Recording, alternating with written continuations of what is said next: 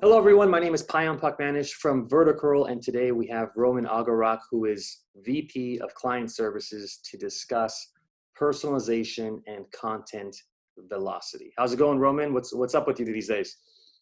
Hey, Payam, doing good, doing good. Thank you for asking. Glad to be back at work. Took a couple of days off. Spent with the family. Tried new things. Tried surfing. So Oh, no way. Nice. How was yeah, that? Was that your first time? yes, first time, and proud to say for the first time, and was able to stand on the board after maybe 30 minutes. That usually doesn't happen with me very often. I'm not that talented in the That's 30 sports. minutes So longer than I can stay on the board. So good for you. thank you. Nice. Well, I know you are the expert when it comes to content velocity and personalization. So in your opinion, why is content velocity important? Why is it something that we should all be paying attention to?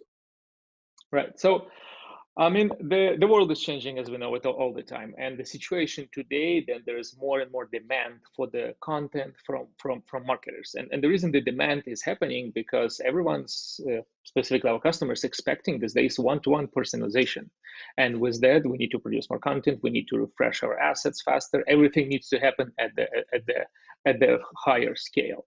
And one of the ways to meet that demand and meet the scale is to have the content velocity.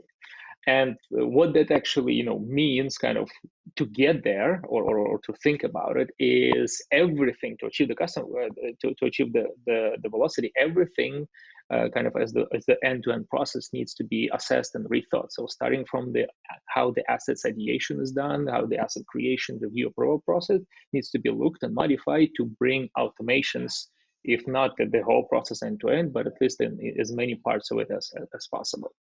And once that is done, that would greatly help to reduce the time to market that assets are getting to your website, to web pages, how quickly the personalization will be happening. And at the end of the day, it kind of helps you to get your projects done faster. Will help you with your even the productivity of your teams, because if they don't spend as much time of building the assets, they can spend on something way more important. And end of day, everybody wins. Your customer gets what they're looking for from the experience perspective. You get to spend less time, less effort creating it yourself. Cost efficiencies, automations, all of that combined is why everyone should be thinking and trying to figure out how they can do the content velocity within their organizations. Okay, that sounds great. But when it comes to, let's say an organization has nothing on the roadmap in terms of implementing this type of strategy, where do you start? How do you get it implemented? Can you kind of walk me through that process from step one? Sure, there's several ways to start this and approach, but I would say one of the effective ways is to start with how organization kind of approach the content strategy, because the idea is that before you start integration and actual hand-on technical work, is to make sure that your process is as efficient and as possible. And what it really means is that the teams need to come together and figure out is kind of how the content will be used, for which tools and technologies it needs, or products it needs to be created for, and kind of how it will be. Hold on. Okay. So one of the important things to start with is the team needs to be really clear on what types of content needs to be created, on what channels it will be distributed, for which products it will be used, and how it can be reused. Because once you have the strategy, once you know that is as optimal as possible, this is where you can start thinking, okay, now how do we actually automate this? And automation is mostly making sure that the tools and technologies you have that are part of the content process are connected, and you can, and you have a minimal human or manual interaction. So for example, is, we can start with systems like marketing information platform, DAM, and CMS, right? Those are usually the part of the MarTech stack that are used in conjunction with the source system where the asset gets creative, like Adobe Creative Cloud or something like this. So if we start there, is already the modern, DEMS and CMS solutions, they have automated content and asset review and kind of approval workflow processes that can be configured, as the integration is done. And that will happen, with a lot of manual efforts. Specifically, you can, those systems can help you to figure out how many different renditions of the same content needs to be having for different types of, again, personalization, so either on website, landing page, mobile, things like this, and automate all of this process instead of marketers or content team, making multiple copies of the same images and creatives.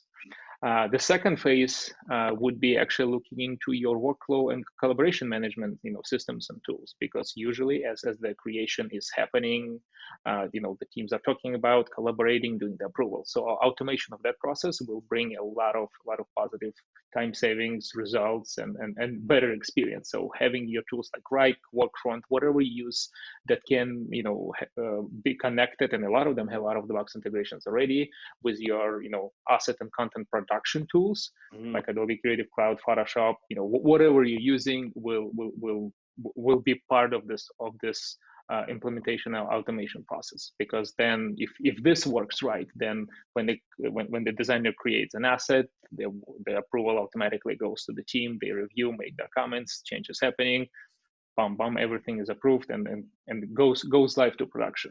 No manual interaction, and that will, if this works well, that will remove a huge bottleneck and amount of time and effort that's spent today going through all of this manually. Okay, Roman, I know now personalization has been around for a long time. It's a very trendy, catchy word, but as you mentioned earlier, this technology, the experiences that our clients are expecting, it's changing, it's evolving over time. What are today's customers and clients expecting as part of the personalization experience and journey? Yes, no, that's very true. It's one of the very common questions that we've been asked as an agency, and we actually help to solve to our clients through the technology, through the strategy. So what is the big deal about personalization today is that our customer expectations are that the communications that is done between the brand and to the customer is happening on one-to-one basis. The B is it happens in a real time or in near real time, right? Everyone's is a little bit spoiled on this side. And on top of this, our customers have access to all the information they want these days, right? You go on Google, you find anything you need. And at the same time, the brands, they are struggling a little bit to stand out, right? To say, pick me, pick my product. So this is where the personalization makes big difference.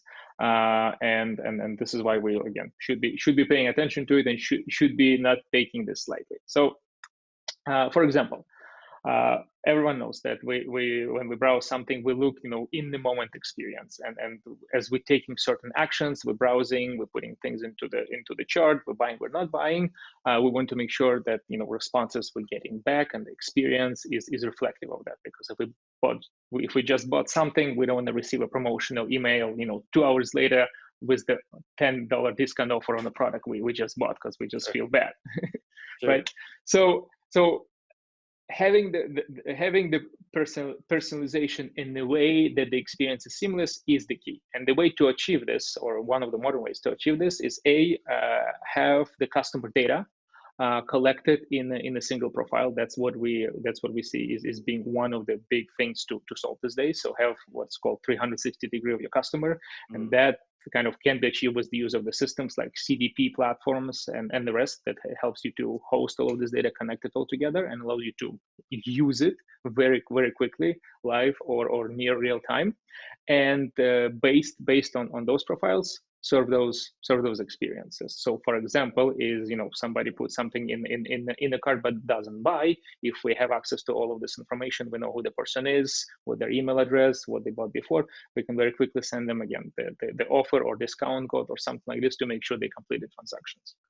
Roman, thanks again for the time and the knowledge share. This has been great and very helpful for everyone watching. I'm glad that you were able to join the call and share your knowledge.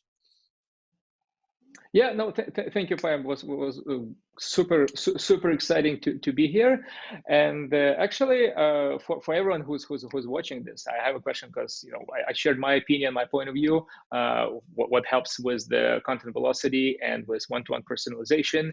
If somebody thinks there is any additional tools or technologies or processes that are relevant and really help with both of these topics, please feel free to comment under the video because it would be super exciting to see what everyone else thinks and what works. Awesome. Sounds good. Thanks again for your time, Roman. Have fun surfing, and Thank I'll you. talk to you soon. All right. Thanks. Bye bye. Talk soon. Bye.